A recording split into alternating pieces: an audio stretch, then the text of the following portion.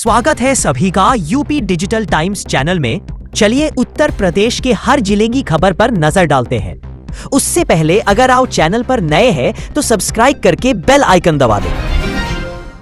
मेरठ आ रहा है विश्व का बड़ा घुमंतू फिल्म महोत्सव। बड़ों के साथ साथ बच्चों के लिए विशेष व्यवस्था। जागरण फिल्म महोत्सव का आयोजन मेरठ में 3 से 5 अक्टूबर तक होगा। दिल्ली रोड स्थित शापरिक्स मॉल के वेब सिनेमा हॉल में यह कार्यक्रम होगा। देश विदेश की चुनिंदा लघु और फीचर फिल्मों के साथ साथ चर्चित निर्देशक व निर्माता उपस्थित रहेंगे और संवाद सेशन इस महोत्सव को यादगार बनाएंगे। अमेठी के बाजार शुक्ल में संदिग्ध व्यक्तियों ने एक महिला को ऋण की किस्त बकाया बताकर 50,000 रुपये दिलवाए। बाइक सवार ने दबाव बनाते हुए खुद को दारोगा बताने वाले व्यक्ति से बात कराई और भुगतान का आग्रह किया।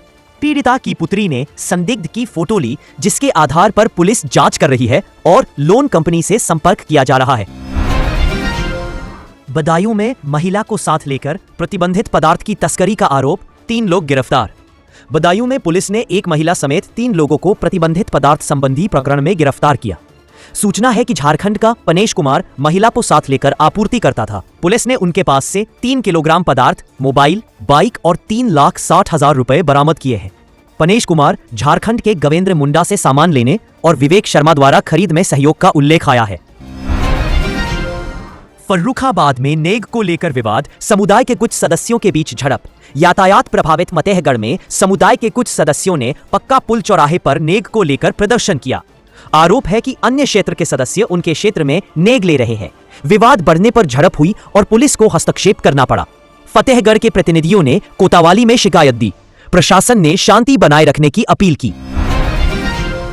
ऑनलाइन विज्ञापन के बहाने बुलाकर मृत्यु का मामला, 6 आरोपित गिरफ्तार। लेन देन की जांच। उत्तर प्रदेश के बलिया में एक राजनीतिक कार्यकर्ता अशोक सिंह और उनके सहयोगी से जुड़ा प्रकरण सामने आया।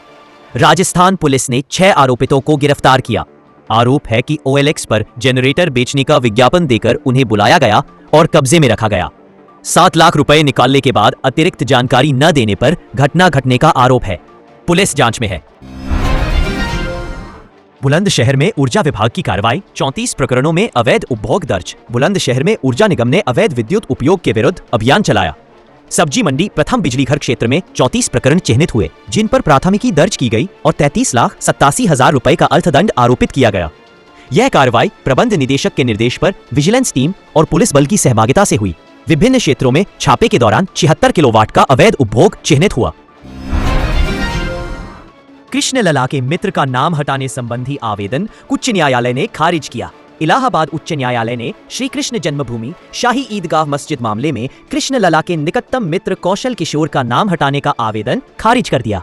अधिवक्ता अजय प्रताप सिंह ने कौशल किशोर पर वाद प्रभावित करने का आरोप लगाया था।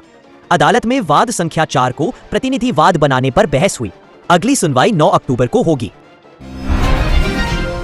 आगरा में आई लव मोहम्मद लिखा पोस्टर लेकर महिलाओं ने निकाला जुलूस। पुलिस बल की तैनाती। आगरा के मंटोला में महिलाओं और युवकों ने आई लव मोहम्मद लिखा पोस्टर लेकर जुलूस निकाला, जिसमें बुर्का पहने महिलाएं भी शामिल हुई। पुलिस सतर्कता के बीच जुलूस निकला, जबकि कुछ समय पर बल की उपस्थिति सीमित दिखी। पूर्व में बरेली के प्रकरण में भीड़ नियंत्रण के तहत बल प्रयोग की सूचना रही थी। प्रतापगढ़ में चिह्नित हथियार संबंधी आरोपी गिरफ्तार। मुंगेर निर्मित 5 पिस्तौल बरामद। प्रतापगढ़ पुलिस ने हथियार संबंधी प्रकरण में राजाराम नामक व्यक्ति को गिरफ्तार किया है। उसके पास से मुंगेर निर्मित 5 अवैध पिस्तौल और 10 मैगजीन बरामद हुई। इस पर कई जिलों में 21 मामले दर्ज बताए जाते हैं। प्राथमिक जांच में लेन देन की जानकारी 25 से 30,000 में खरीद और 60 से 70,000 में विक्रय के संकेत बताए गए हैं। पुलिस जांच कर रही है। सोनभद्र में यूरेनियम के लिए 25 वर्षों से चल रही खोज, मात्रा को लेकर लगाया जा रहा अनुमान। सोनभद्र में यूरेनियम की खोज जारी है, जहां परमाणु खनिज अन्वेषण एवं अनुसंधान निदेशालय की टीम दुधदी में डेरा डाले हुए है। फरवरी 2020 में हुए हवाई सर्वेक्षण के बाद न्योरपुर के नकट्टू में ड्रिलिंग चल रही है। हालांकि यूरेनियम की सटीक मात्रा अभी अज्ञात है, लेकिन पुख्ता प्रमाण मिलने पर सोनभद्र पत्थर और कोयले के साथ इस अयस्क के लिए भी पहचाना जा सकता है। बदायूं में उधार विवाद से जुड़ा मृत्यु का खुलासा, 2 लोग गिरफ्तार। बदायूं के सहसवान क्षेत्र में एक मृत्यु प्रकरण का खुलासा हुआ। आकिल नामक ड्राइवर की मृत्यु उधार के लेन देन के विवाद से जुड़ी बताई गई। पुलिस ने 2 आरोपितों को गिरफ्तार किया और प्रारंभिक पूछताछ में संलिप्तता स्वीकार करने की बात दर्ज की है। आगे की जांच जारी है। हरदोई में कोटेदार समेत 3 घरों से चोरी, नकदी और जेवरात ले गए अज्ञात व्यक्ति। हरदोई जिले के पाली और अतरौली क्षेत्र में 3 घरों को निशाना बनाया गया। अज्ञात व्यक्तियों ने नकदी और लगभग 5,50,000 रुपए के आभूषण लिए।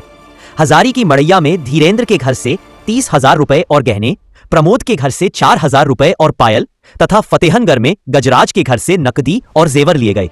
पुलिस जांच कर रही है। 2 हिस्सों में स्थानांतरण की ओर मेरठ का भैसाली बस अड्डा। जाम से राहत के संकेत, मेरठ का भैसाली बस अड्डा अब शहर के बाहर स्थानांतरित किया जाएगा, जिससे जाम से राहत मिलेगी। जिलाधिकारी ने बूढ़बराल और मोदीपुरम में भूमि अधिग्रहण की अंतिम घोषणा कर दी है। प्रभावित परिवारों को मुआवजा और आर्थिक सहायता दी जाएगी। भूमि शीघ्र एनसीआरटीसी को देने की प्रक्रिया आगे बढ़ेगी ताकि बस अड्डों का निर्माण हो सके।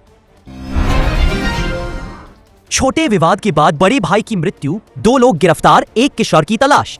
ज्योतिबा फुले नगर के नौगांव सादात में छोटे भाई से विवाद के बाद 3 लोगों ने आकाश नामक युवक से मारपीट की, जिससे उसकी मृत्यु हुई। राष्ट्रीय राजमार्ग पर कौशाम्बी में सड़क दुर्घटना, 7 लोग घायल।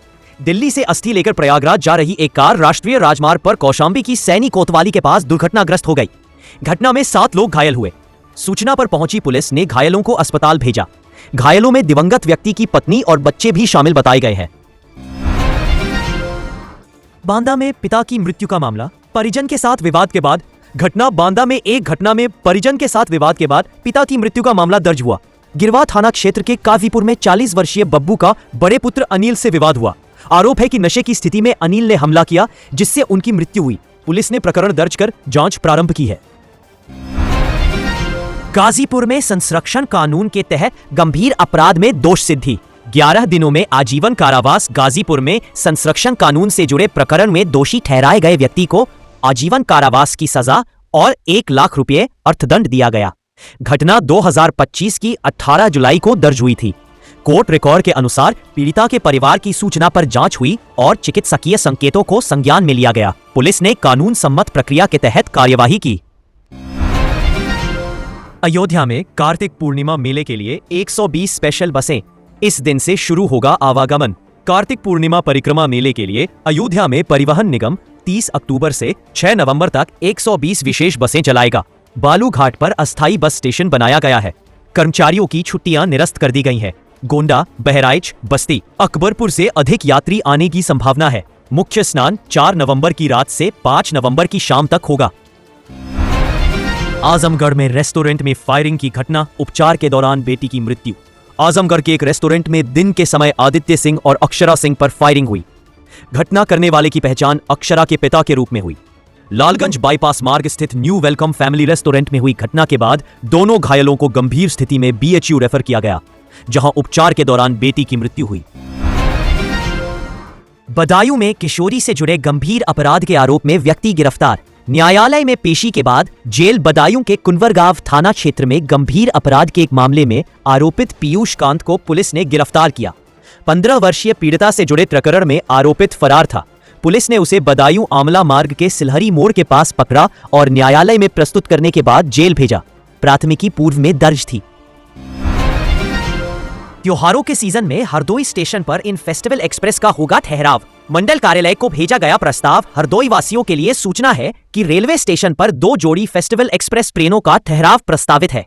CMI अंबुज मिश्र ने प्रस्ताव मुरादाबाद मंडल कार्यालय भेजा है, जिससे यात्रियों को सुविधा होगी। अब बड़े स्टेशनों तक जाने की आवश्यकता कम होगी, समय और खर्च की बचत होगी। रेल प्रशासन से लोगों को शीघ्र सुविधा शुरू होने की उम्मीद है।